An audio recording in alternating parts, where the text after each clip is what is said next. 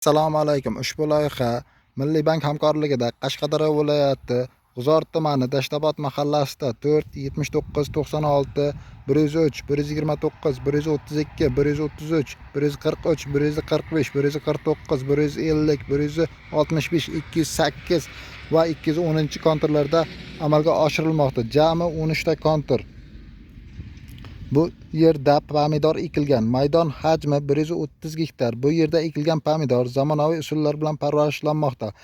Hozirda ekinlar to'liq hosilga kirib, pishish jarayonida. Ekinlar yetishtirish o'rtacha 60-70 kun davom etadi.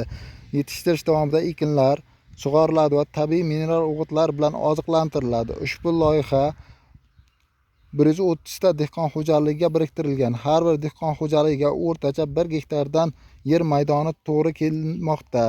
Loyihani samarali amalga oshirish lider tadbirkor Agrosanoat ishlab chiqarish kooperativiga biriktirilgan.